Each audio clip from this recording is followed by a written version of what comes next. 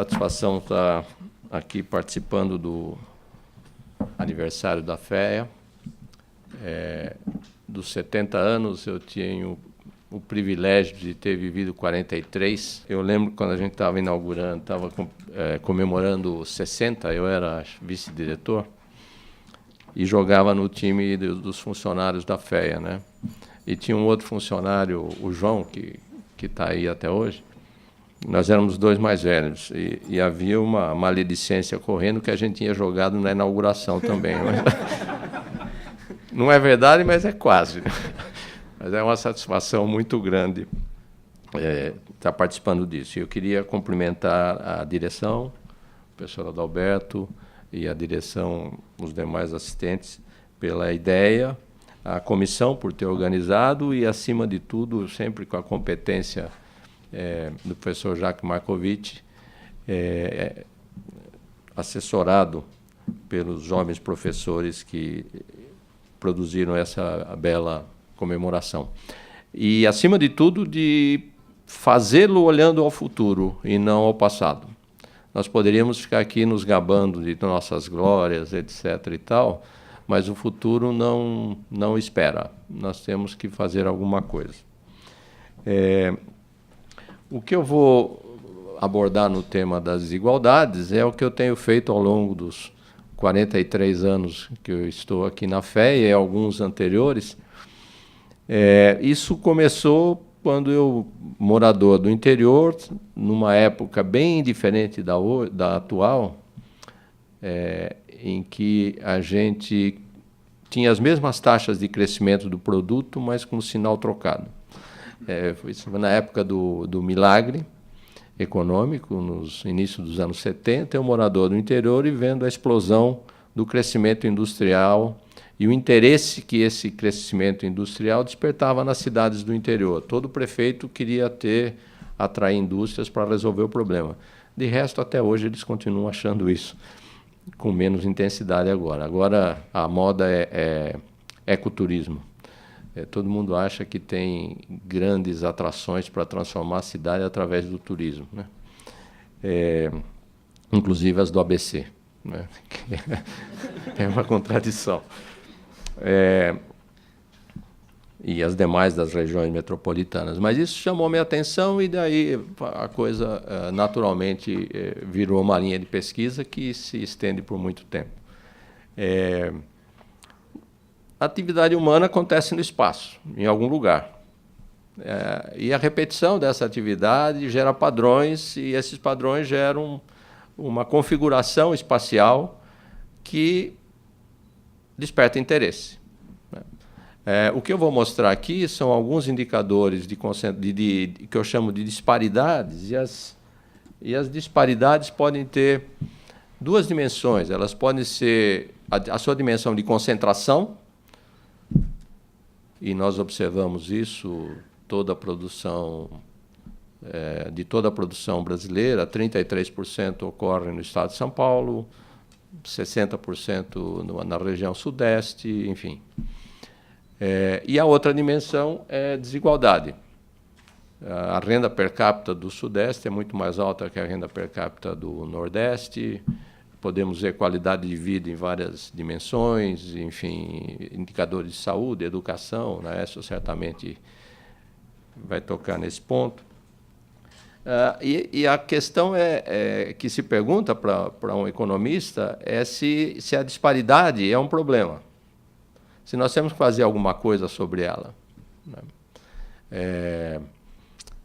E uma pergunta mais conceitual é se desigualdade ou disparidade em geral, nas suas duas dimensões, tem alguma coisa a ver com equilíbrio. Equilíbrio no sentido que os economistas consideram. Uma situação de repouso a partir da qual não há forças gerando movimentos para dele fugir. E essa é uma discussão relevante que vai levar lá para a política, né? Então, a gente tem toda uma discussão a respeito. A situação de desigualdade pode ser, e provavelmente o a situação de equilíbrio do sistema econômico. Então, o sistema naturalmente levaria à disparidade, seja a concentração, seja a desigualdade. Isso leva a outra questão, se nós temos que falar que é muito comum se falar em vocação, a região tem vocação para tal coisa, etc., que é um pouco determinista demais, porque aquela pessoa que nasceu canhoto não vai poder jogar na ponta direita nunca, porque, se bem que hoje em dia eles estão trocando as pontas, né? Mas, enfim, vai ter dificuldade para resolver as coisas com o pé direito, porque nasceu canhoto. Isso aí é fatalista. Então, se a região entender assim, olha, eu tenho minério, portanto, eu só posso produzir derivados de minério, as suas opções ficam muito limitadas. Então, é uma coisa que a gente vai voltar quando tratar de política mais à frente. Primeiro, vamos falar de alguns sinais de concentração. Vocês podem imaginar que eu vou mostrar mapas, né? É o que a gente mais faz. Então, são alguns... Isso aqui é o valor da transformação industrial. É produção industrial, simplificando. Uma concentração enorme aqui no Sudeste, São Paulo, Rio. Isso é em 2006, mas não muda muito ao longo do tempo. Aqui estão clusters, aglomerações de municípios cuja indústria, pela composição da sua força de trabalho, tem ocupações associadas potencialmente à inovação. Fui bem cuidadoso. Não quer dizer que elas façam inovação, mas tem gente capacitada que eventualmente poderá fazê-lo. Note que de todo esse país enorme, essas manchinhas vermelhas são as que têm alto poder inovativo, e diga-se de resto que não diferem tanto do mapa da concentração industrial. Aqui um pouco um zoom na nossa região, só para ter uma ideia. Tem uma concentração enorme aqui em torno de São Paulo, alguma coisa no Curitiba, Joinville, enfim, um pouquinho no sul e alguma coisa espalhada. Mas, basicamente, esse é vamos dizer, a qualidade do setor industrial está nessa região. Aqui é a rede de cientistas e as colaborações. Isso vem do site da CAPES, já está um pouco velho, mas não creio que isso possa ter mudado. Então, é de cientistas de um lugar colaborando com cientista do outro. Não preciso dizer que está altamente concentrado no Rio e São Paulo, nenhuma novidade aí. E aqui a mesma coisa para algumas áreas do conhecimento, né? As ciências sociais aplicadas, as engenharias estão muito concentradas, ciências exatas e da terra, biológicas, agrárias com um pouco mais de dispersão e ciências da saúde muito concentradas. Isso aqui são colaborações científicas. É gente de um lugar escrevendo trabalho científico com gente de outro lugar. Isso dá uma ideia de desenvolvimento da atividade de pesquisa. Muito concentrado. O Eduardo Haddad tem um texto interessante sobre isso, em que fica claro que isso está se espalhando um pouco no espaço, mas ainda com um padrão muito... Esse dado aqui é de 2011, eu acho, ou 2010. E se nós olharmos dentro de São Paulo, da nossa metrópole, aqui está a Praça da Sé, né? Não é só o município, mas a metrópole. Aqui é onde as pessoas moram, aqui é onde elas trabalham.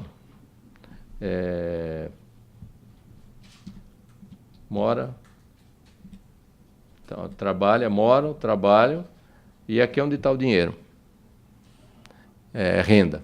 Então, você tem uma concentração muito grande, principalmente do poder aquisitivo.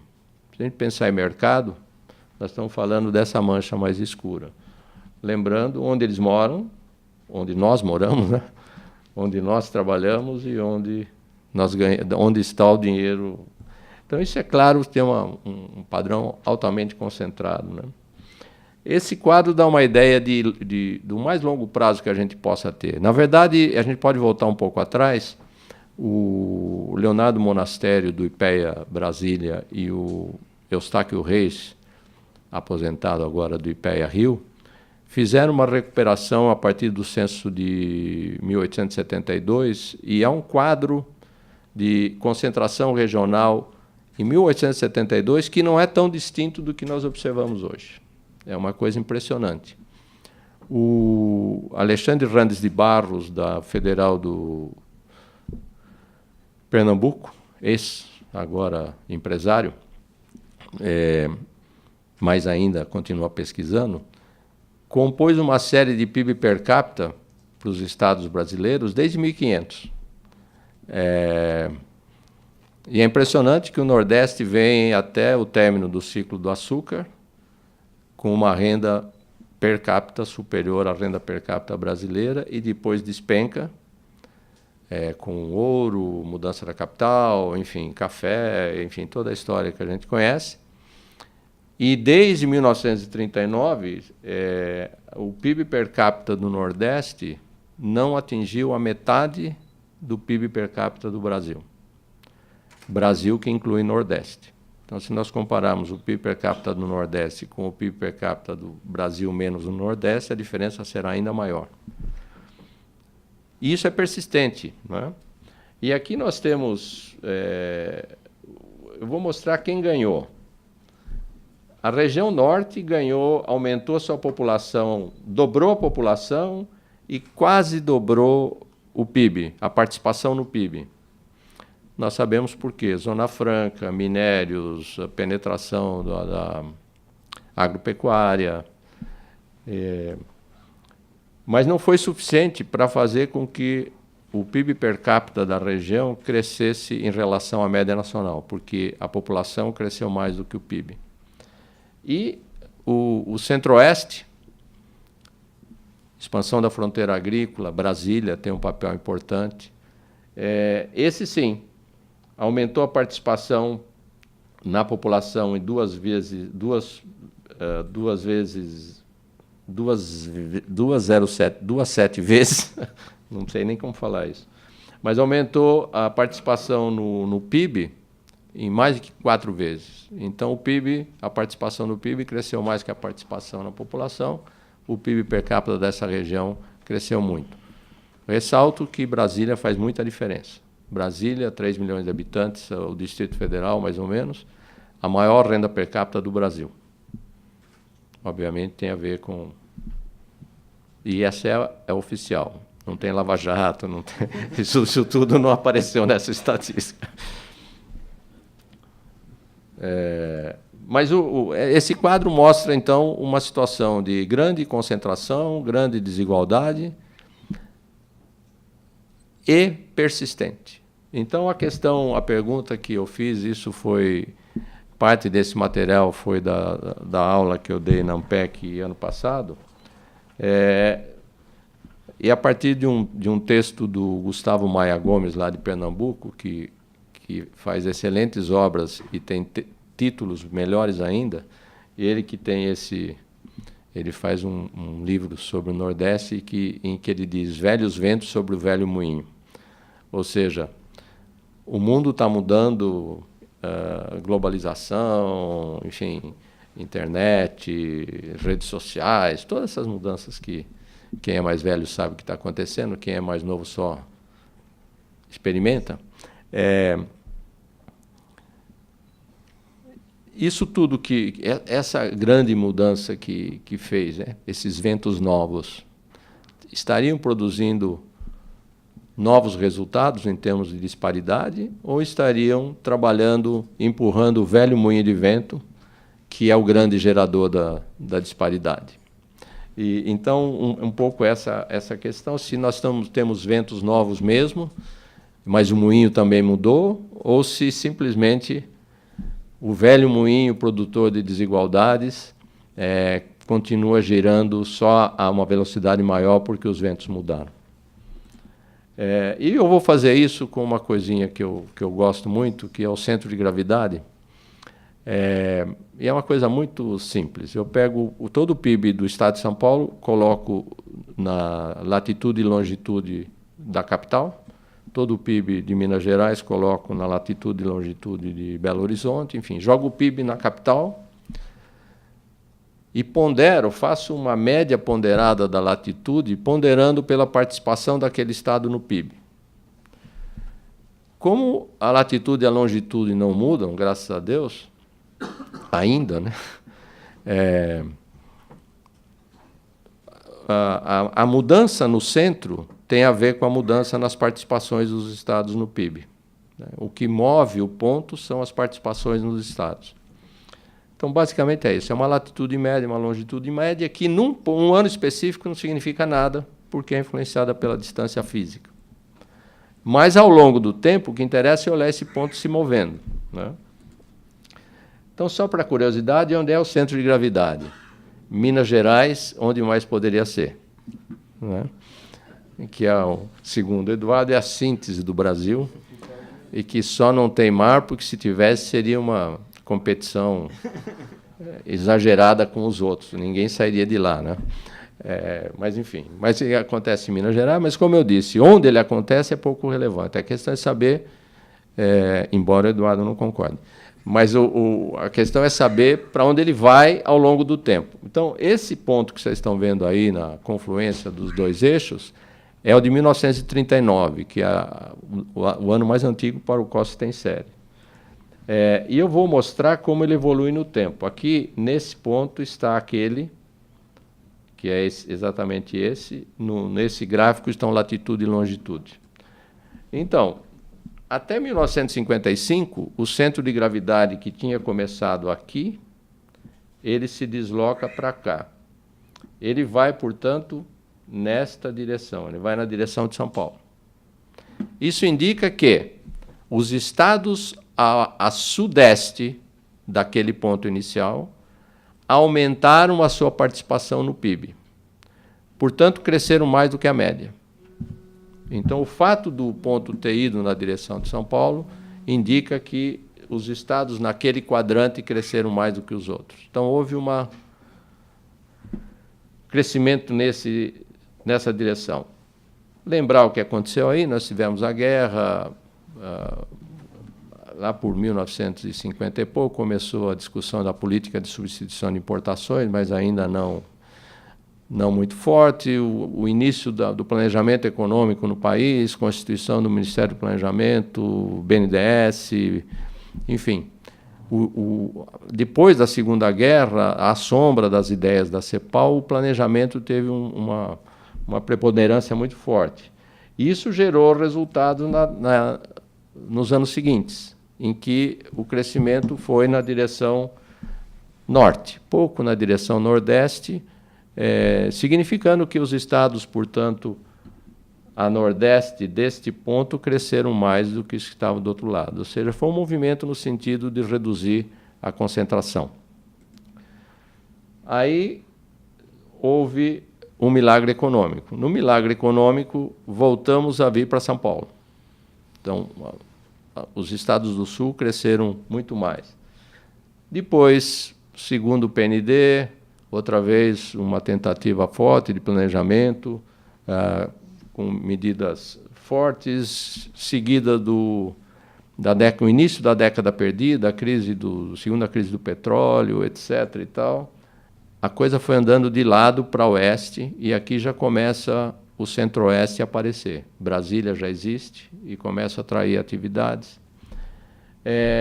Depois vem, então, a década perdida. Na década perdida, não se voltou para o Nordeste, ao contrário, até 2003 nós fomos para o Oeste. Aí é o crescimento. E Oeste, note, Oeste é tudo que está à esquerda dessa linha vertical, né?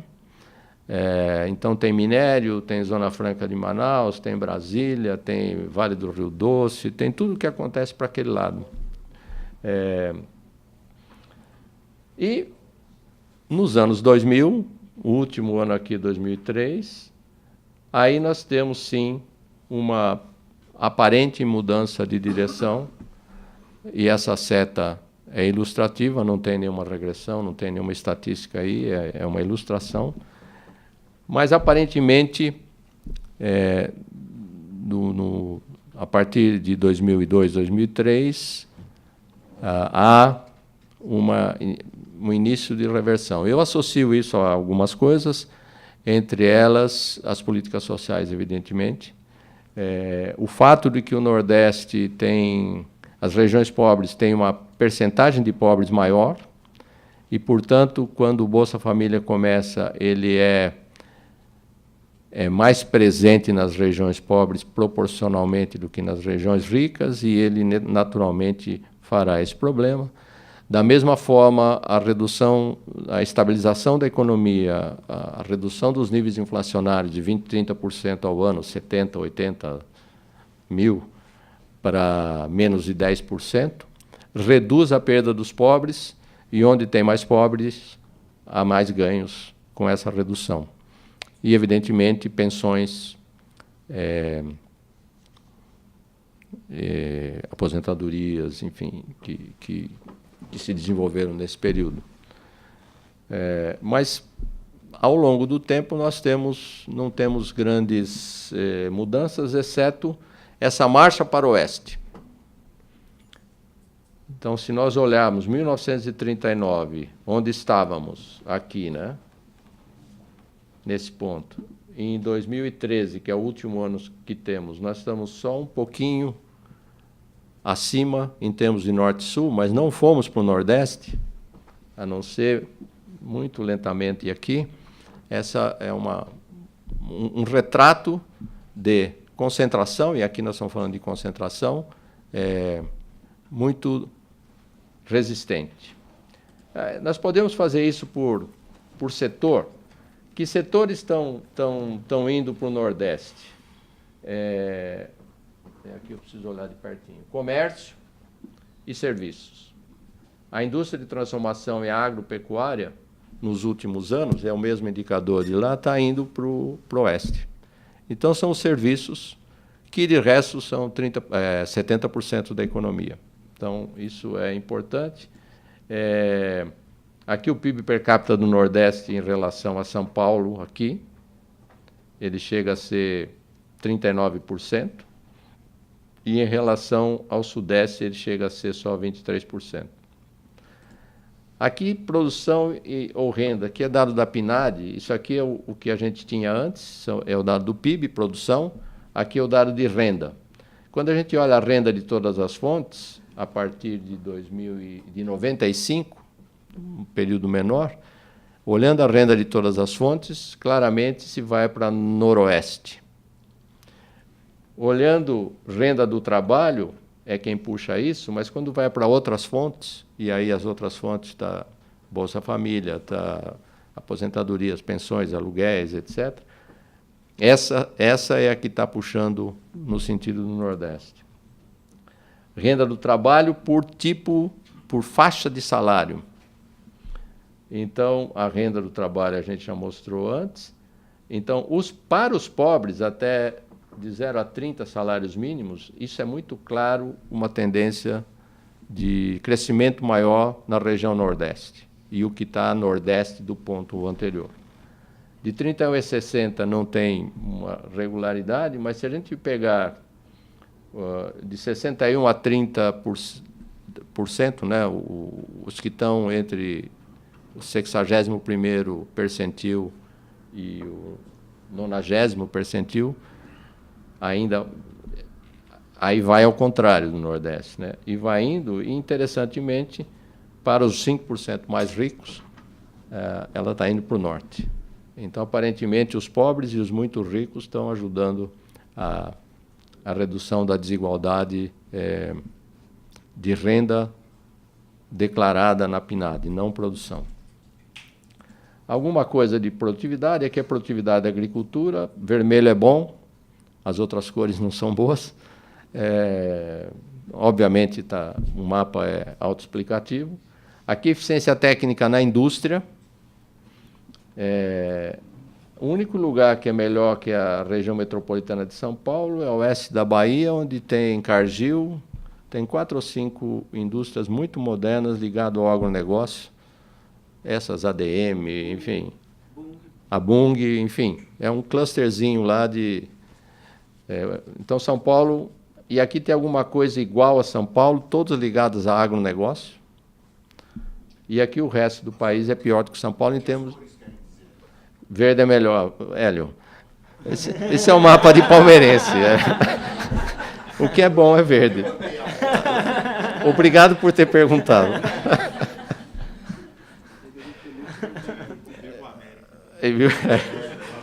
Então, e aqui, então esses são os dados, eu não vou me estender mais.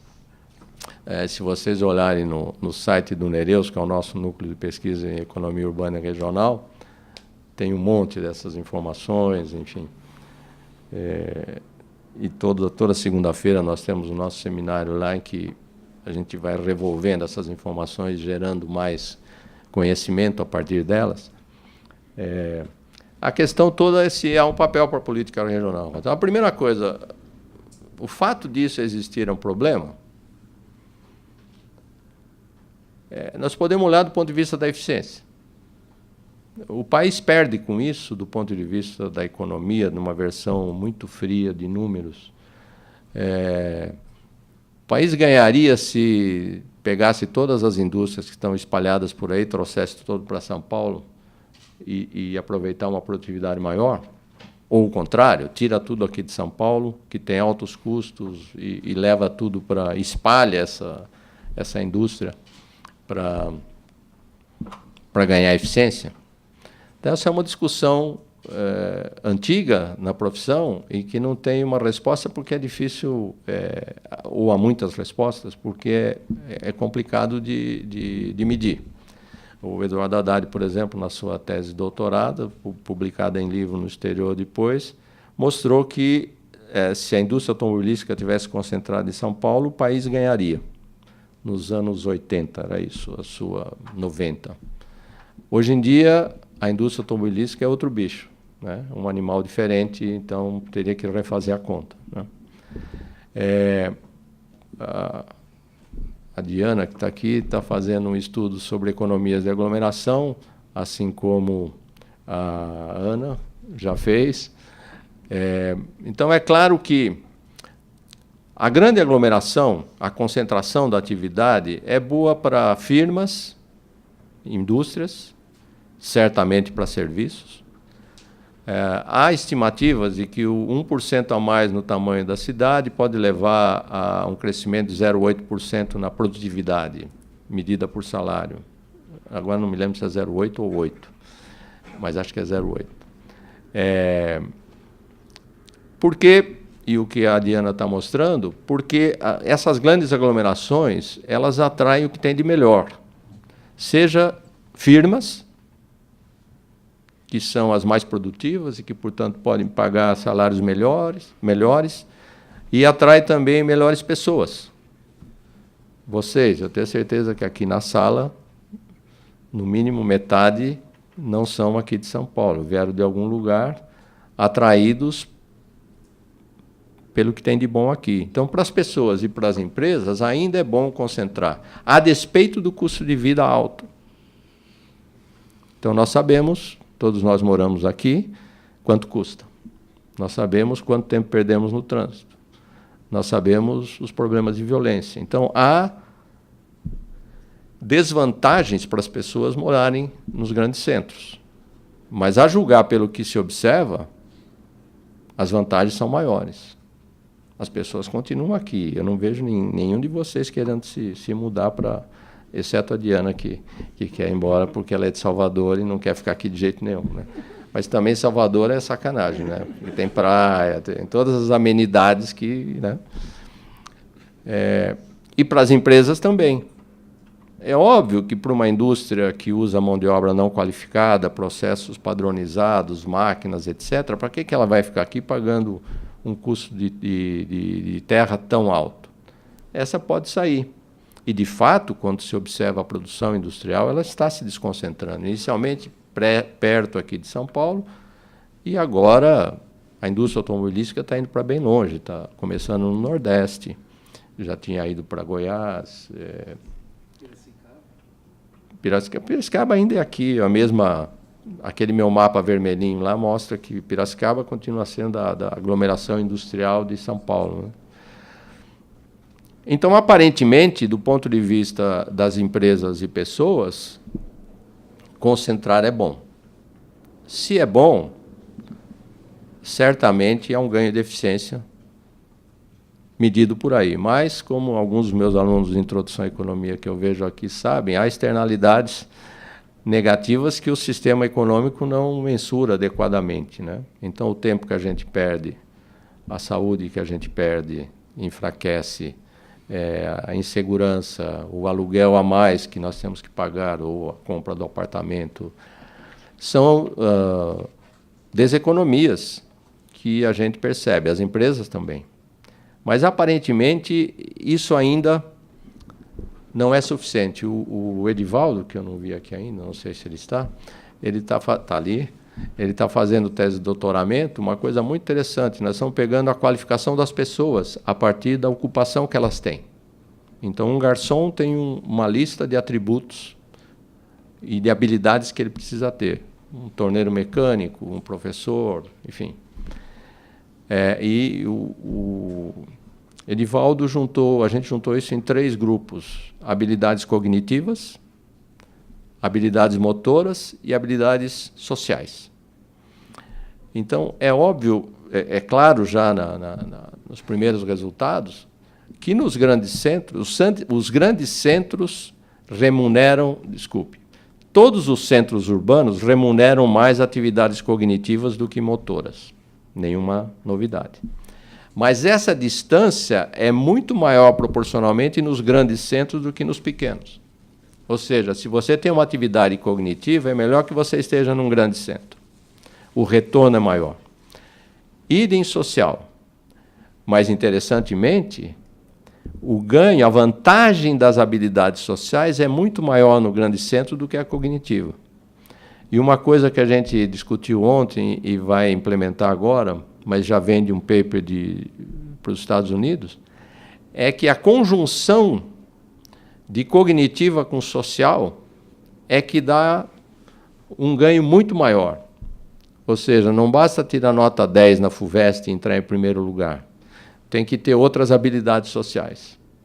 E se você tem as duas, a cidade grande é o seu lugar. Então, a vantagem para esse tipo de gente e de atividade, e uma empresa que usa gente desse tipo, né, atividades desse tipo, é muito maior na cidade grande. Isso mostra que há um ganho, sugere que é um ganho de eficiência para os grandes centros. Isso torna a política social, leva a política social para o âmbito das políticas compensadoras, como é o Bolsa Família. O ideal é que nós não tivéssemos necessidade de ter Bolsa Família, porque o sistema econômico produz oportunidades para todos e as pessoas podem progredir. No caso da região, tem uma discussão grande na literatura se o problema é regional ou é pessoal.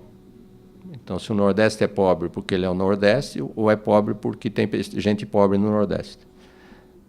No segundo caso, você resolve dando uma passagem de ônibus para todo mundo vir para São Paulo, você resolve o problema da desigualdade fácil. Mas, obviamente, a situação é muito mais complexa que isso. As pessoas pertencem à região, tem a coisa cultural, tem as famílias, enfim, tem os interesses investidos, tem as empresas do Nordeste que, nesse caso, se encerrariam, enfim. Não é uma solução óbvia. Então, há uma necessidade de ter alguma compensação nessa perspectiva. Por outro lado, se nós concluirmos que as deseconomias de aglomeração, ou seja, todas essas coisas ruins que tem nos grandes centros, que eu já mencionei, trânsito, poluição, etc., se isso é maior do que as vantagens, então é melhor que a gente faça uma política regional em favor da eficiência, em favor da melhoria da competitividade nacional.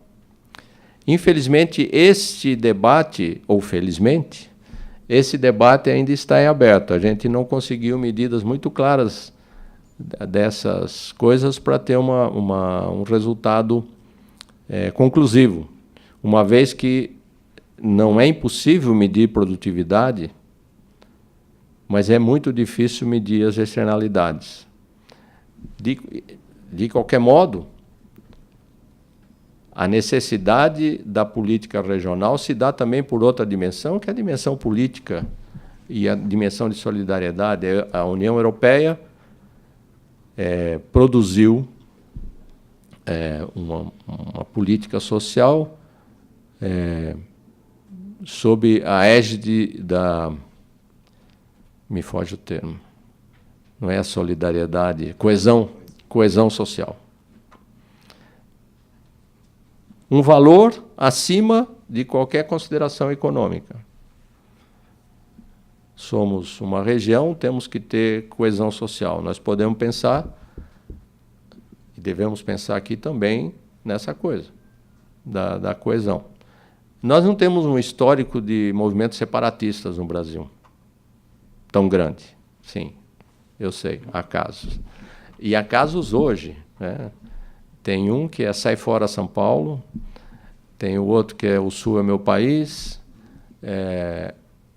e tem um outro do Nordeste que eu não me lembro, mas são gatos pingados vendendo livro, mais do que gerando movimento. Se bem que no Rio Grande do Sul teve plebiscito na eleição agora, para quem quisesse votar. E 76 mil pessoas votaram. Obviamente, todos a favor da separação, claro, né? Então, a eleição foi ganha pela não separação, porque foi tudo o resto contra 76 mil. Né? Então, tem essa coisa da coesão como país, nós não temos uma tradição muito nisso, mas a gente pode pensar também na política social como uma questão de sustentabilidade social. Até que nível de desigualdade o funcionamento da sociedade continua dentro dos padrões civilizados. Obviamente, deve ter um ponto em que isso se rompe. Da mesma forma, a coisa regional.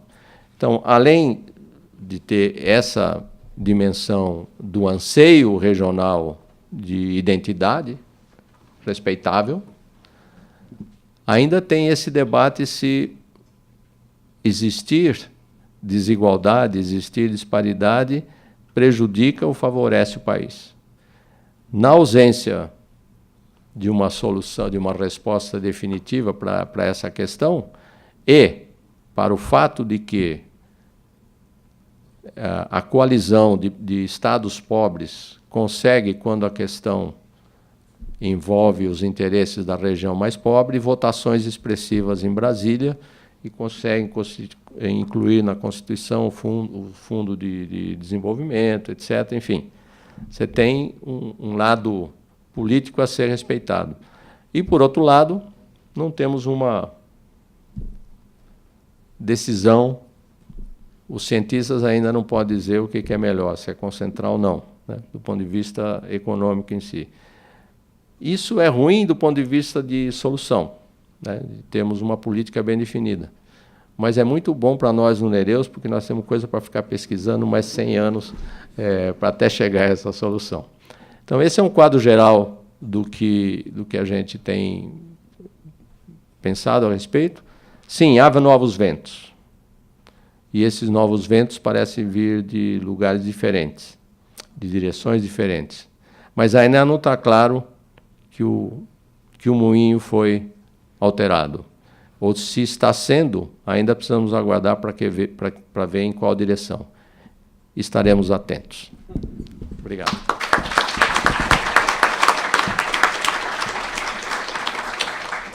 Olá, bom dia a todos e a todas. É um prazer, uma honra estar aqui.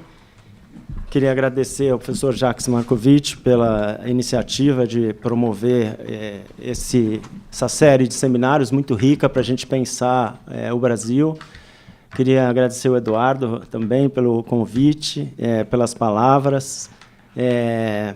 Bom, a minha história também se confunde com a da USP, menos tempo do que o Azzoner. Eu entrei aqui em 83, na graduação, e eu estava falando que um dos meus grandes feitos foi a final contra a Poli de futebol da Copa USP, que ganhamos de 2-0, e eu fiz os 2 gols. Foi um clássico depoimento que eu dei para o jornal Gente da Fé. Eu espero que seja publicado, porque foi um momento emocionante, além de várias outras aqui na trajetória da fé, onde eu fiz a graduação, o mestrado, e depois voltei para ser professor até hoje, com muitos alunos e muita pesquisa, um ambiente sensacional.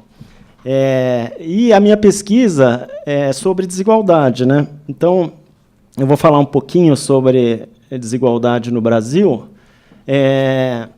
A minha visão é enfatizando o papel da educação, que eu acho que a educação é fundamental para reduzir a desigualdade, né?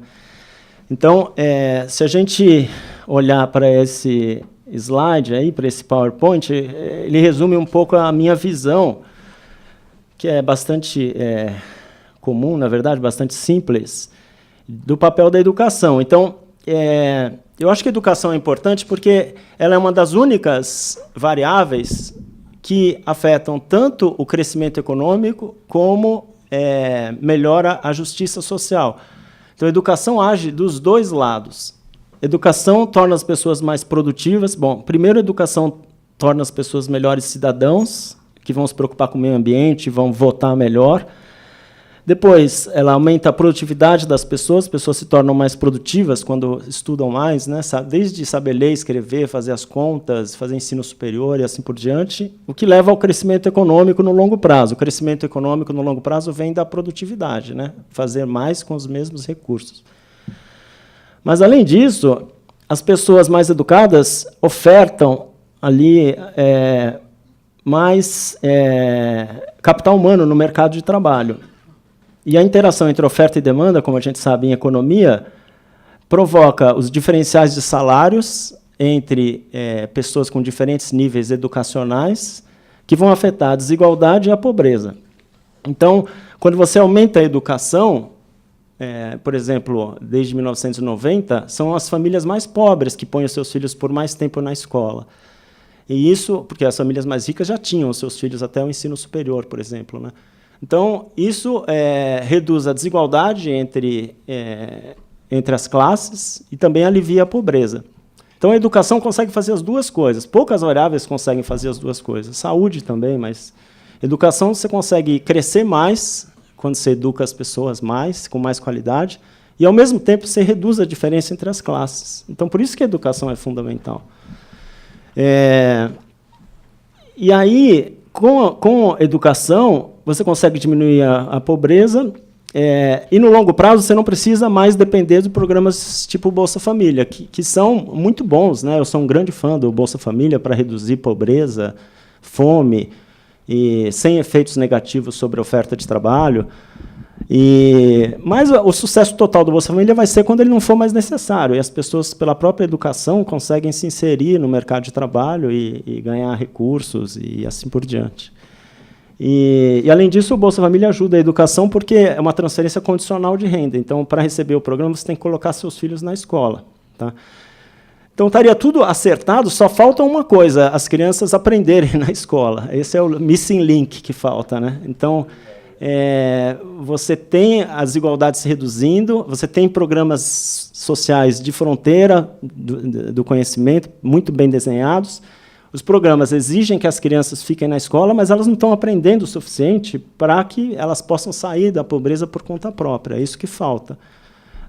Então, esse é o grande desafio, atualmente, da minha pesquisa e de vários outros colegas, que é como melhorar a qualidade da escola pública brasileira. Eu acho que esse é um dos principais desafios para a gente conseguir reduzir realmente a desigualdade de renda e dar igualdade de oportunidades, né? Eu acho que isso que a gente precisa no Brasil. A gente precisa que crianças que nascem aqui no Morumbi, uma criança que nasce hoje no Morumbi ou que nasce em Paraisópolis, tenham as mesmas oportunidades na vida. Eu acho que isso que a gente precisa. E atualmente não é assim, a gente sabe, né? Quem nasce numa família rica tem muito mais possibilidades de desenvolver seu potencial e fazer suas escolhas do que quem nasce numa família muito pobre. Então, essa é a síntese da desigualdade, né? Então, eu acho que o nosso papel é promover a igualdade de oportunidades, que ambos os que nascem nesses diferentes contextos consigam se desenvolver e ser produtivos sem a ajuda do Estado e fazer suas opções no futuro. Então, educação e saúde, eu acho que são os mecanismos para tornar isso possível. Então, eu vou tentar mostrar que nós chegamos num nível de desigualdade muito alto por não termos percebido isso no passado. Então, ao longo do século XX, nós não percebemos a importância que a educação tinha. E aí tornamos uma sociedade muito desigual, com criminalidade, injustiça para tudo quanto é lado, por não termos percebido isso. Mas agora nós percebemos, no final do século XX, com muito atraso. E aí a desigualdade está se reduzindo por conta disso. Tá? Mas temos ainda um longo caminho a percorrer para podermos gerar igualdade de oportunidades. Então, um pouco essa é a síntese do que eu vou falar. Então, essa é um resumo da desigualdade de renda, né? A razão de renda entre os 10% mais ricos e os 10% mais pobres, em vários países. No Brasil, o Brasil já chegou a ter números muito altos, né? Em torno de 40, 50, e agora... desculpa, em torno de 50 a 60, e agora é 40 vezes, basicamente. Né? Depois da desigualdade ter se reduzido já, uma família que mora no Morumbi, ou, sei lá, Moema, ganha 40 vezes mais do que uma família que mora numa região pobre. 10% seria uma região pobre do Nordeste, vamos dizer assim. Então, é uma diferença muito grande, 40 vezes. Tá? Se você for comparar com outros países, tem alguns países que são a desigualdade maior, né? No caso, a Colômbia, a Bolívia. Agora, o nosso objetivo no longo prazo seria diminuir isso. Né? Chegar no México é 20 vezes, nos Estados Unidos está aumentando, mas é 18 vezes, e nos países tipo Finlândia e Suécia é 5 vezes. Então, pensa na Finlândia, 5 vezes só. Um faxineiro da empresa e o diretor, presidente da empresa, a diferença é 5 vezes só. Tá? No Brasil, 40 vezes, vamos dizer assim. Então, essa é a desigualdade do Brasil. Né? Essa desigualdade... A desigualdade, sempre vai haver desigualdade, como disse o Azzoni. Algumas pessoas querem trabalhar mais que outras. A gente não quer uma igualdade absoluta. Isso não faz sentido. Né? As pessoas fazem suas opções na vida e, com elas, essas opções trazem desigualdade. O que não pode ter, como eu falei, é falta de oportunidades para as pessoas fazerem suas escolhas. Então, o conjunto de escolhas das pessoas fica restrito pelo lugar onde ela nasce. É isso que é inadmissível. Né? Então, é isso que a gente tem que mudar. Então, se a gente for pensar em termos de escolaridade, esse gráfico é conhecido, mas mostra um pouco o que aconteceu no Brasil. Se a gente olhar aqui aos anos médios de escolaridade, de 1950 até 2010, e você vê que o Brasil estava ali junto com o México, com 2 anos de estudo em média, em 1950. E aí a gente avançou um pouquinho ali até 1965, 70, e depois parou de 70 até 80, e aí depois cresceu de novo. E aí a gente pode comparar com a Coreia, que a gente sempre compara, né, que é o roxo ali, que em 1960 estava perto do Brasil e agora está lá perto dos Estados Unidos. O Chile, que sempre teve uma educação mais alta que o Brasil, e os Estados Unidos, né, que está com 8 anos de estudo já em 1950. Então, o Brasil, até 1950, não se preocupou com a educação, e mesmo depois de 1950, porque o nível inicial é muito baixo, e, além disso, de 1950 até 1980, nós aumentamos 1 ano de estudo, basicamente, em 30 anos. Ao passo que a Coreia aumentou muito mais. Então, eu acho interessante a gente pensar o que aconteceu com a sociedade brasileira ao longo do século XX, que não se ligou da importância de você dar educação para as pessoas em larga escala. Eu acho que essa questão é interessante. Por que não? Por que não passou pela cabeça das pessoas a importância de educar? Havia interesses? Qual é a economia política disso? Eu acho interessante discutir esses assuntos. Por exemplo, o analfabetismo. Olha a taxa de analfabetismo do Brasil, você pode, desde 1900. Em 1900 até 1910, você tinha 65% das pessoas no Brasil não sabiam ler. Tá? Se você comparar com a Espanha tinha a mesma taxa em 1900, mas a Espanha que é o roxinho ali, foi decaindo rapidamente. A Argentina também foi decaindo rapidamente. Os Estados Unidos só tinha 10% em 1900. Né? Agora, olha o Brasil foi caindo muito lentamente. Em 1950, você tinha cerca de 40% das pessoas no Brasil não sabiam ler e escrever ainda. Então, isso é que está por trás da nossa desigualdade, na verdade, eu acho. Essa falta de, pelo menos, ensinar as pessoas a ler e escrever, né, ao longo do século XX. Se você pegar ensino médio, por que a desigualdade se reduziu em países como Estados Unidos e na Europa? Porque as pessoas avançaram até o ensino médio, mesmo as das famílias mais pobres. Tá? Então, se a gente olhar os Estados Unidos aqui, tinha 25% das pessoas com ensino médio, que é o vermelho, em 1940, e depois foi para 50% em 1970. O ensino superior dos Estados Unidos foi de 5% para 10%. Agora, olha o Brasil, ensino médio e ensino superior, ficou em torno ali de 2%, 3%. Ensino superior, perto de 0%. Né? Só uma elite realmente atingia o ensino superior. Então, o que a gente fez ao longo desses 30 anos que as pessoas não chegavam no ensino médio? Então, essa foi a criação e a manutenção da desigualdade, né? Que até o Ricardo Paz de Barros falava de a estabilidade inaceitável da desigualdade de renda. Então, só para enfatizar esse ponto da educação. Tá? E a gente está construindo dados desde 1900. Agora, é uma pesquisa... Eu virei um pouco historiador econômico agora. Estou tendo que aprender economia brasileira, história do Brasil, aquelas coisas que a gente passava batido como econometrista, e agora está vendo a importância. Eu acho interessante isso. Estou aprendendo essas coisas, a história do Brasil e os momentos... Por enquanto, eu estou vendo os dados. Né? Então, a gente está recuperando do Anuário Estatístico do Brasil as matrículas no ensino primário e secundário desde 1900. Tá? Acho que são dados que eu não conheço pessoas que tenham utilizado ainda. Então, você vê ali, em azul, é a zona, a região sul, depois em laranja, sudeste, depois o norte, o centro-oeste e o nordeste. E a gente vê que, em 1907... a taxa de matrículas é aproximada, tem um monte de hipóteses, tá? É uma primeira aproximação, tá? Só para montar.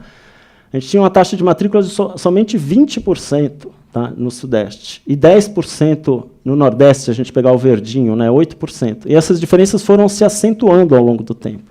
Né? De forma que, em 1960, a taxa de matrículas é de 50%, praticamente, no Sul e no Sudeste, e somente 30% no Nordeste. E o ensino secundário, fica mais claro a diferença. Né? Veja só, em 1960 a taxa de matrículas era 8% só no ensino secundário, mesmo no Sudeste. E no Nordeste era 3%. Então, uma coisa que se coloca na questão regional é por que essa diferença tão grande de escolaridade no Sudeste e no Nordeste? Eu acho uma questão de pesquisa importante. Será que parte dessa diferença, dessa desigualdade regional, não tem a ver com a falta de investimentos em educação no Nordeste, nesse período? Eu acho uma questão importante da gente se colocar. Será que, se o Nordeste tivesse investido em educação maciçamente nesse período, não teríamos a desigualdade regional que a gente tem hoje? Eu acho que essa é uma questão legal para a gente pensar. Será que foram outros fatores? Pode ser também que a educação é causa da renda. Então, como o Sudeste estava crescendo muito nesse período, pôde investir mais em educação, ao passo que o Nordeste, por não ser mais o polo exportador, perdeu recursos. Então, é interessante essa questão de pesquisa e esse contrafactual. Tá? Será que, se tivéssemos pessoas preocupadas com educação no Nordeste, que, a despeito de menos recursos, investissem para expandir o ensino primário e secundário no Nordeste no começo do século passado, teríamos uma desigualdade menor? O país seria diferente em termos de desigualdade regional? Acho que essa questão é importante.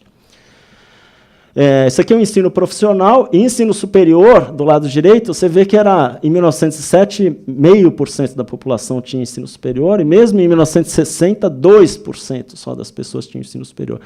Então, esses 2% do Sudeste que tinham ensino superior são as elites até hoje. Né? Até hoje. São as pessoas que moram nos bairros chiques. E são os 2% cujos filhos têm ensino superior, os netos têm ensino superior. Então, essa é a desigualdade de renda. Né? E com alguma mobilidade, né? Não é uma coisa determinística, né? Tem alguma mobilidade, mas é muito forte esse padrão. Então, esse é o que a gente está construindo, um Gini educacional no Brasil desde 1900. É uma pesquisa interessante com dados históricos.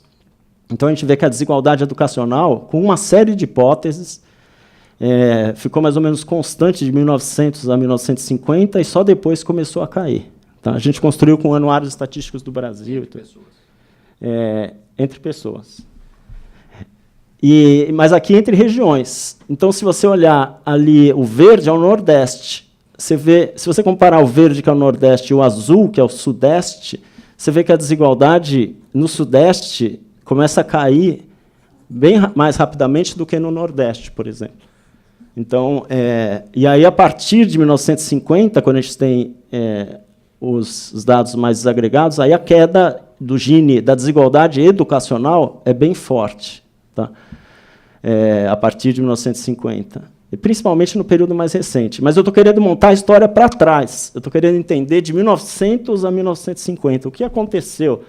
Tem gente que diz que a desigualdade caiu desde 1900 continuamente, tem gente que diz que não, e os dados estão dizendo que ela estava mais ou menos estável de 1900 a 1950 e só depois começou a cair. Então, você vê que o Nordeste, que é o verdinho, demorou muito mais para cair. Será que as elites do Nordeste não favoreciam a educação e do Sudeste era mais dinâmico? São tópicos de pesquisa para a gente tentar entender, né, o que aconteceu. Acho interessante a gente discutir esses. Montar os dados, isso que é um programa de pesquisa. Primeiro você monta os dados, que acho que não existiam, e depois você começa a fazer hipóteses. E aí você vai testar essas hipóteses com estatística, com econometria. Por enquanto é só especulação, né? É só tentar mostrar, descrever os dados, que eu acho interessante. Mas as boas notícias são de que, a partir de 1990, a educação melhorou no Brasil. Tá? Tem um pouco a ver com a Constituição, a descentralização dos recursos para os municípios, as vinculações, e agora tem um debate sobre a PEC 241, o que vai acontecer com os gastos de educação e saúde, é um debate muito quente hoje em dia, né? E eu acho, a minha visão é que a vinculação de recursos trazida pela Constituição foi importante para conseguir essa melhora nos anos médios de estudo nesse período, nos municípios, lá na ponta. E você está correndo o risco de reverter esse processo, se você acabar com as vinculações. Mas, só um parênteses, a PEC, o Fundeb, que é o principal fundo de recursos para a educação, ficou preservado da PEC. Então, nesse sentido, de certa maneira, as transferências constitucionais para a educação básica estão fora. Mas eu sempre fui, desde o início, falando, olha, é perigoso você acabar com as vinculações. Mesmo eu, que acho que o problema de educação não é só dinheiro, tem muito mais gestão do que dinheiro, eu acho perigoso você reverter um processo que você teve aí, ao longo do tempo, de inclusão, de melhora na educação. Né? Então, a gente vê aqui de 1992 a 2012, você tem 20 anos em que os anos médios de escolaridade, na margem, para uma pessoa de 22 anos, passou de 6,4 para 9,4. Então, é um avanço muito rápido de educação. Então, uma questão que se coloca é realmente por quê? Então, foi a Constituição, eu acho que tem os programas de progressão continuada, que, eu acho, a meu ver, são criticados erroneamente, porque são programas bons para manter a criança na escola.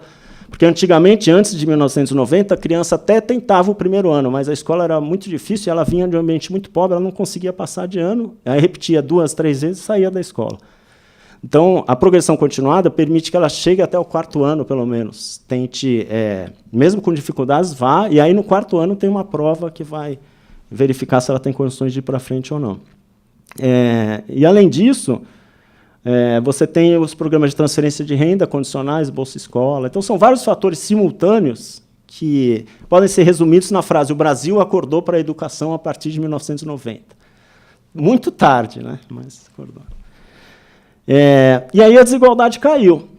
Então, se você for olhar 1995 até 2012, esse aqui é o índice de Gini, você vê que ele era de 0,58, em azul é a renda familiar per capita, e vermelho é o salário. E os dois caíram ao longo do tempo. Então, os estudos mostram que essa queda da desigualdade tem a ver com o avanço educacional, que é como previsto, né? A educação diminuindo a desigualdade. Também com o salário mínimo teve uma valorização real de 100% em 15 anos, foi importante também. Então, esses são os dois principais fatores. O salário mínimo também indexando as aposentadorias, né? E também um fator muito importante no Nordeste, como a Zônia se referiu. Então, educação e salário mínimo explicam, e não é de se surpreender que a educação tem um papel importante. Tá? Agora, e daqui para frente, que é a outra parte, né, os próximos 20 anos, a gente tem que aumentar a produtividade, porque senão não vai ter jeito. Então, essa figura eu acho interessante, porque compara os anos de estudo e a produtividade, PIB por trabalhador, no Brasil e na Coreia, ao longo dos anos. Então, ela é um resumo da história econômica dos dois países. Se a gente olhar o Brasil, de 1965 a 1980, que é a linha azul, o Brasil dobrou a produtividade sem investir em educação. Então, é um resumo do que eu falei. A gente esqueceu da educação, só que pela mera industrialização e transferência das pessoas do campo para a cidade, você aumenta muito a produtividade. Você tinha pessoas na agricultura muito pouco produtivas, né? Extrativismo, e elas vêm para a indústria e para a cidade, elas se tornam mais produtivas, né? Mas aí você não investiu na educação. Então, você dobrou a produtividade sem educação. E de lá para cá, de 80 para 2010, você tem 30 anos que a educação foi aumentando, está vendo ali, paulatinamente, 80, 85, 90, 95, só que sem aumentar a produtividade. Então, esse é o puzzle. Educação sem produtividade. Quer dizer, a gente esperava que a educação tinha aqueles dois efeitos, sobre aumentar a produtividade e reduzir a desigualdade. Ela reduziu a desigualdade, mas não aumentou a produtividade. Ou ela contribuiu para aumentar a produtividade, mas todos os outros fatores foram tão ruins que compensaram negativamente esse aumento educacional. Então, esse é um puzzle para uma agenda de pesquisa futura. Por que a gente investiu tanto em educação e a produtividade do país não aumentou? Então, hoje em dia, a gente tem uma produtividade que é 1/5 da produtividade americana. Então, o que um americano faz em um dia, a gente demora 5 dias para fazer. Tanto em empresas com práticas gerenciais muito atrasadas, você entra no Starbucks, você entra numa padaria, você vê a diferença. Basta entrar no Starbucks nos Estados Unidos e aqui você vê essa diferença de produtividade. E está em todos os lugares, né? Então, olha a Coreia, o que aconteceu. A Coreia era o vermelhinho. A Coreia estava com a produtividade abaixo do Brasil em 65. E aí foi aumentando. Só que, ao mesmo tempo que ela aumentava a educação, ela foi aumentando a produtividade também. E agora a Coreia está quase entre os países desenvolvidos. Nosso sonho era ter sido a Coreia, na verdade, né? Tem a mesma evolução da Coreia. E a gente foi meio esquizofrênico. Primeiro, a gente aumentou alucinadamente a produtividade. O Brasil era o país do futuro, né? Era aquela, vai dominar. Só que parou em 1980 e, de lá para cá, aumentou só a educação, que ajudou a reduzir a desigualdade, mas falta essa outra perna. Então, acho que essa é uma questão de pesquisa muito importante. A minha impressão é que a gente tem problemas que eu vou mostrar de qualidade de educação, que fazem com que esse aumento educacional não se reflita tanto em produtividade, e também todos os outros fatores atuaram na direção contrária. Infraestrutura, instituições, inflação, tudo meio errado. Então, apesar das pessoas ganharem mais e se educarem mais, isso não reverteu no crescimento do país. Então, só para ir caminhando para o final já, a gente tem o PISA, que é a qualidade da educação. A gente sabe que a nossa qualidade da educação é muito ruim. Então, o Brasil está o verdinho lá. A gente tem 70% dos nossos jovens de 15 anos de idade estão abaixo do nível 2 do PISA. Abaixo do nível 2 é o nível 1 e o nível 0, que foi criado quando o Brasil se juntou ao PISA, porque é uma tristeza isso, mas não tinha um nível para classificar os alunos brasileiros de tão ruim que eles eram. Então, botaram o nível 0, então tem o 0 e o 1, que são abaixo do nível 2, que basicamente o pessoal vai muito mal na prova, e depois você tem o México e o Chile com 50% abaixo do nível 2, e depois a média da OCDE é 20%, e a China, Xangai, 8% só. Então, Xangai entrou só com a China, mas foi o melhor resultado do PISA de todos os países. Então, a gente está percebendo que a China tem um potencial importante lá para frente. Então, a questão que se coloca é o seguinte: se 70% dos nossos jovens do Brasil inteiro, aos 15 anos de idade, não conseguem nem, basicamente, entender a prova de matemática, como a gente vai aumentar nossa produtividade no futuro? Ainda mais se quase todos os futuros professores estão entre 70% com nota mais baixa. Então, esse é o puzzle, né? Como é que você vai aumentar a produtividade se os professores que são responsáveis por aumentar a qualidade do ensino, eles mesmos não sabem matemática e ciência.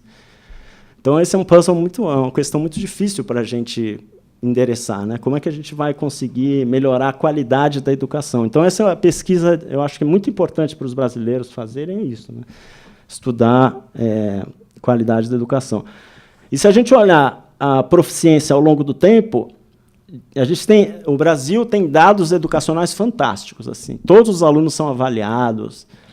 Só falta usar esses dados para melhorar a educação. Foi um inglês, o Angus Deaton, ele fez esse comentário uma vez. Ele ganhou o prêmio Nobel, né, alguns anos, e ele estava o Ricardo Paes de Barros apresentando os dados educacionais e ele falou: nossa, vocês têm dados fantásticos, né? Só falta usar para melhorar a qualidade da educação. Porque a gente tem dados de tudo, basicamente. Então, a gente tem um bom diagnóstico do que acontece no Brasil. E no terceiro ano do ensino médio, por exemplo, em 1995, a nota era 280, e agora é 270. Então, está caindo, né? E no nono ano do ensino fundamental está mais ou menos constante. A nossa única esperança é o quinto ano do ensino fundamental, que está aumentando continuamente. Então, as crianças estão aumentando o aprendizado. Tá? E eu acho que isso tem a ver com a expansão da pré-escola, com o fato das mães dessas crianças terem mais escolaridade, pelo menos o ensino médio e tudo. Então, isso está melhorando. A nossa esperança é que, no futuro, essa melhora do quinto ano se traduza no nono ano e no terceiro ano daqui para frente. Tá? Mas a gente precisa acelerar isso, e há muita preocupação com o ensino médio. Daí a reforma do ensino médio, que está sendo proposta pelo governo, e assim por diante. Tá?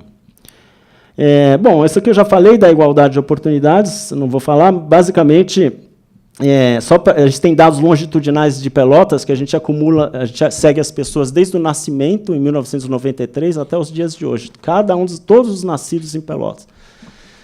É um trabalho muito bonito do César Victor, o pessoal de epidemiologia da Federal de Pelotas. E aí você vê ali a situação aos 18 anos de idade desses meninos, de acordo com a educação da mãe. Então, se a mãe tem 12 anos ou mais de estudo, se você for pegar a coluna da direita, o gráfico da direita, 50% dos filhos já estão na escola aos 18 anos. E se a mãe tinha de 0 a 4, só 2% estava na faculdade. Então, esse é o retrato que eu estava dizendo da desigualdade. Né? Então, onde você nasceu, e não é mérito, eu sou a favor da meritocracia, mas nascer numa mãe rica ou pobre não é mérito, é sorte, basicamente. Então, a sorte está definindo o futuro das pessoas. Esse é o problema, eu acho. Do lado esquerdo, você vê que as pessoas que a mãe tem faculdade, só 16% não estão mais na escola. E na mãe analfabeta, 59% não está mais na escola. Então, é uma coisa muito forte. Enfim, boas notícias. Sobral. Então, o caso de Sobral, eu coloco sempre como emblemático de que é possível mudar. A despeito de todas as dificuldades, você tem uma cidade lá no interior do Ceará, que é a linha verde, que em 2005 tinha uma nota média do IDEB, que foi criado pelo professor Reinaldo Fernandes, né, que é professor da USP, criou o índice que é usado até hoje, eu sempre faço questão de lembrar isso, como síntese da educação no Brasil. Então, Sobral tinha uma nota igual à média do Brasil em 2005. E a linha roxa é Ceará, e a linha azul são as escolas privadas do estado de São Paulo. Tá? Então, eu gosto de comparar Sobral, lá no Nordeste, com as escolas privadas de São Paulo. E aí você vê que, ao longo do tempo, olha o que foi acontecendo com a nota de Sobral. 4, 5, 6, 7, 8, ultrapassou a rede privada de São Paulo, e atualmente está com 8,8 no de 2015. Então, basicamente, os alunos de Sobral estão gabaritando todas as provas que chegam para eles lá, no quinto ano. Então, eu falei com o Reinaldo, né? Ele falou: eu não consigo entender isso. Eu botei o máximo de 10 achando que nunca ninguém ia alcançar. E Sobral, basicamente, todos os alunos estão gabaritando as provas de matemática e português. Então, é uma questão muito interessante. Como que uma cidade, numa região que não é muito rica, consegue ter um desempenho tão bom nas provas? Né? E é sinal de que, se eles fizeram, outros municípios podem fazer também. São Paulo pode fazer. É uma vergonha São Paulo não fazer isso. Né? São Paulo, Rio de Janeiro e outras grandes cidades. Né? E o que eles fizeram, então, só para encerrar? Bom, o foco tem que ser nas crianças menores. a literatura econômica recente enfatiza os primeiros meses de vida. Muito importante os primeiros meses, gestação e os primeiros meses de vida, para todo o desenvolvimento futuro da criança. Então, se a criança nasce numa família pobre e já tem problemas dentro da família, ausência do pai, briga de pai e mãe, esse estresse tóxico vai se transferindo para a cabeça da criança, e o desenvolvimento da estrutura cerebral da criança fica prejudicado, e quando ela chega na escola, ela já está com uma defasagem muito grande e não consegue avançar mais para frente. Então, foco nas crianças menores, Sobral fez isso. Sobral avaliou as crianças da segunda série, em 2005, e viu que 80% delas não sabia ler e escrever. Na verdade, foi o Cid Gomes, né, que teve um papel muito importante em Sobral. E aí eles falaram, vamos resolver isso, né? Aí vamos monitorar as escolas, vamos fazer avaliações constantes sobre os progressos de todos os alunos, responsabilização, os professores e diretores são responsáveis pelo sucesso ou fracasso dos alunos. Então, muitas vezes, os diretores, os professores, porque eles acompanham todos os alunos, né? Eles foram lá e falaram, seus alunos dessa escola não estão sabendo ler e escrever. Por quê? Aí, não, porque são alunos pobres e vêm de famílias pobres. Eu falei, não, mas a outra escola ali também é família pobre e todo mundo sabe ler e escrever. Então, o problema é seu. Aí eu falei, não, se você não melhorar daqui a tempo, eu vou tirar você dessa escola. Então, responsabilização firme com relação a resultados, né? Profissionais que alcançam as metas são premiados. Eu lembro que, em 2007, eu estava em Sobral para dar uma palestra e o motorista, por acaso, deu carona para uma professora. E, dado que ela estava no carro, e eu nem sabia da história de Sobral, foi muito antes, né, dos dados acontecerem e tudo. Aí eu falei, mas tudo bem aí, professora? Aí ela, tudo nada, eu tenho que ensinar os alunos até a página 30 desse livro, até o final da semana, senão eu não vou ganhar meu bônus. Eu falei, nossa, essa cidade vai para frente. E continuidade nas políticas educacionais. E aí que eu estou falando, 10 anos passados, é um depoimento do secretário, nós gastamos o mesmo percentual das receitas com educação, está certo que as receitas aumentaram, então os gastos aumentaram também, e conseguimos avanços significativos. Então, eu acho que a questão não é só dinheiro, como eu falei. Todas essas medidas aqui são medidas de gestão, de racionalizar o sistema, de enfrentar o problema de frente, de enfrentar os interesses corporativistas e assim por diante. Meritocracia. Tá? Então, acho que isso é importante também deixar como mensagem que pode ser importante. Então, é isso. Aí tem o Roland Fryer, que fala também das políticas educacionais, são muito parecidas nos Estados Unidos. Há um consenso do que funciona. E aí eu encerro com essa frase da Esther Duflo, que ela tem o Poverty Action Lab do MIT, que é maravilhoso, né? Ela deve caminhar para um prêmio Nobel, né? Uma francesa que faz avaliações em vários países em desenvolvimento de políticas, políticas educacionais, políticas de saúde, tudo aleatorizado para ver o que funciona e o que não funciona. E ela fala, algum dia a educação passará a ser mais valorizada pelos pais, que passarão a demandar educação de mais qualidade, controlar a presença do professor, que passará a ensinar melhor, ganhar melhores salários, o que vai melhorar ainda mais a qualidade da escola, e assim por diante. Aí a gente tem que entrar nesse círculo virtuoso, né? Atualmente, com as exceções aí de Sobral, Foz do Iguaçu, um pouco Rio de Janeiro, a gente ainda está num círculo vicioso. Então, se a gente não melhorar isso, a gente não diminui a desigualdade no Brasil. Obrigado.